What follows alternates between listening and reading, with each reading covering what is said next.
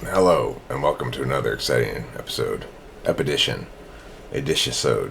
Welcome to another exciting edishisode of Type Police. Try as you might, you just can't hide, 'cause you're mistyped. And I've been waiting to pull you over all night. Type Police, Type Police. Please pull that guy over. He says he's INFP, but seems extroverted, sensing to me. I think he's ESFP or Type Police. Welcome back to Type Police. Behind the badge, I've got somebody named Jen Chaotically Minded who says she's an INFP.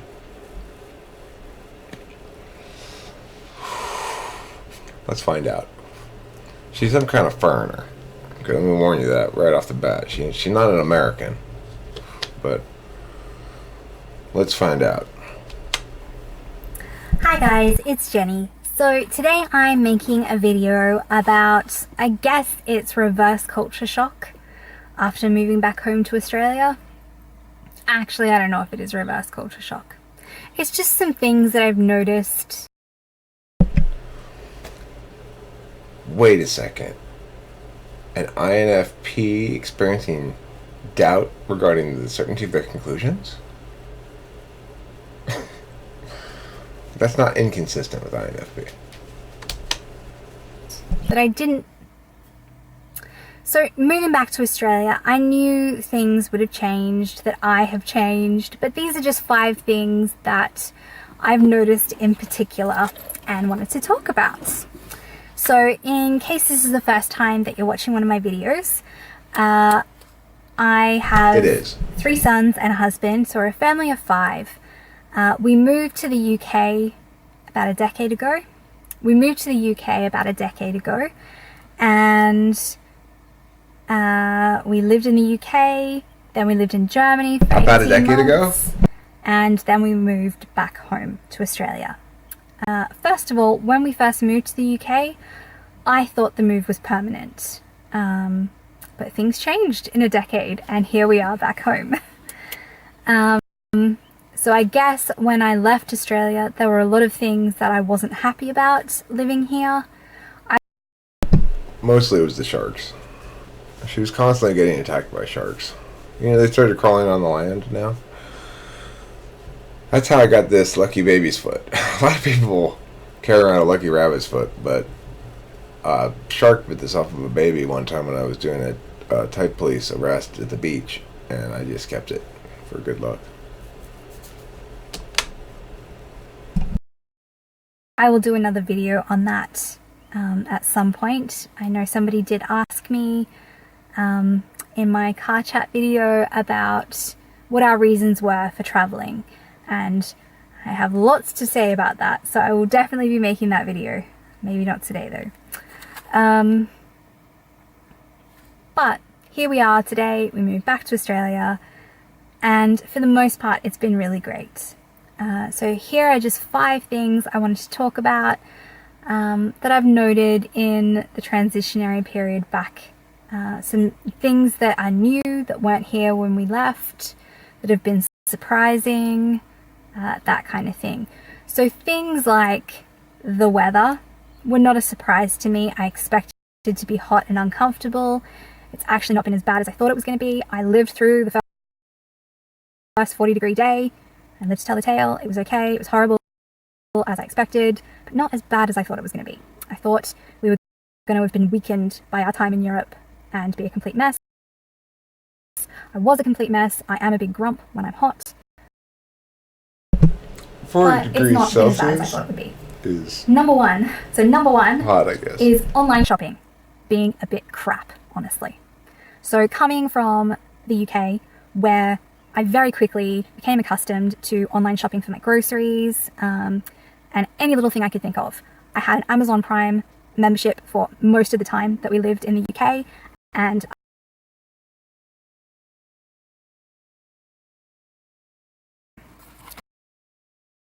you can order like Amazon pantry items and other things like that from online retailers. make eye contact. You don't smile at each other. People sitting across from each other on the tube, you do not smile. You do not talk to each other unless there's a really good reason, like, I don't know, you need help with where your stop is, or if you're on the right train. That's totally fine. You can ask people on the tube about that. You don't just make small talk on the tube with like, you don't do it. You don't make eye contact. You don't smile. When you're walking down the street, you don't acknowledge each other's presence, kind of thing. That's not a thing.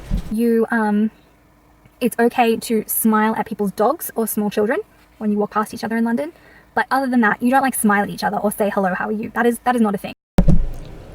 The British are cold people. It's well established. If you offer them a cup of tea, they'll slap you in the face. It's true. Don't ever offer a British person a cup of tea. They'll accept it, but then slap you in the face. Well, so far I haven't really heard anything but a bunch of SE stuff. But, she's telling stories about... Well, I've heard a lot of SI, I guess. Or... I mean, that's the story about London and the way things are in London is meaning ahead of experience, which is not inconsistent with INFP. In other words, she's not telling about a specific experience she had. She's telling general meanings about what it was like being in London. And yet, it seems to link to personal experiences more so than an NI person would anyway. So that would be not inconsistent with third slot SI. I still haven't heard a lot of NE out of her, but let's let her continue on for a bit. Oops, that's not what I meant to do. That was the wrong button. Here we go. This button. Whereas here, if you're walking past someone, like you go out for a walk and they're out for a walk and you pass by each other, it would be rude not to smile and say, hi, how are you? And this is very shocking for me. This is very in your face. This feels very inappropriate to me. Like, this person is talking to me and I'm just out for a walk. It's very in my face. And at first, it made me very uncomfortable. I don't know why. I grew up in this culture, but it made me very uncomfortable. I'm starting to get used to it. I'm learning how to say, hello, how are you, as I walk past people, and that's fine. But it was very in my face and very bold and abrupt at first. And I actually understand why the British people that I have met, everybody's different, view overly friendly people as suspicious. It does seem...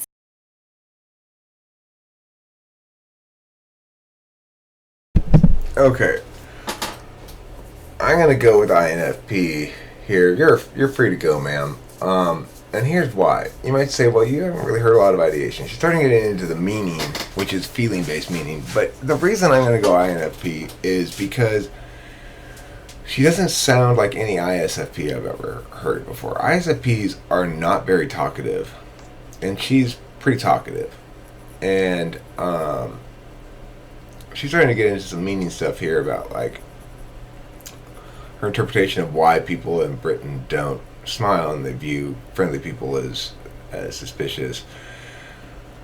It's just, even though she's talking about, not a lot of meaning-based ideas here, it's because of the topic of the video and her travel stories and the differences, but it's still a meaning frame. It's like, what meanings have I taken away from the differences, rather than what experiences were meaningful to me, which is different. So I'm going INFP. I think you got yourself typed correctly, lady, and welcome back to Australia. Watch out for the sharks. They're all over the place. Also, there's an epidemic going on in Australia right now of kangaroos running up to people, grabbing them, putting them in their pouches, and they're never seen again. I mean, later on, maybe they'll see somebody who kind of looks like that person, but it's actually a kangaroo. It's a kangaroo that looks more like a person than most kangaroos. So you got to watch out for that.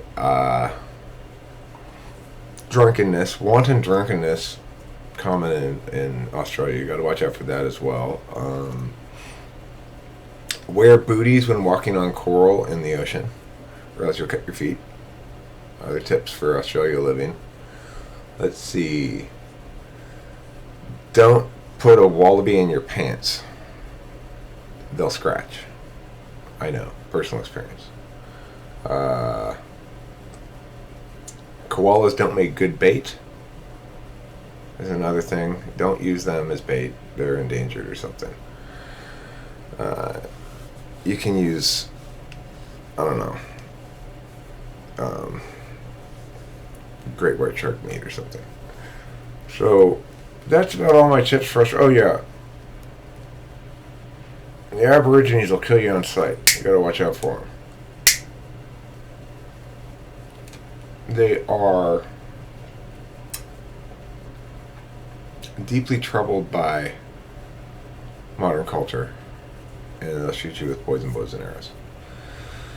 And this is all good advice for anybody traveling to Australia, so keep all that in mind. Thanks for watching. This concludes this episode of Type Police. Try as you might, you just can't hide, 'cause you're mistyped. And I've been waiting to pull you over all night.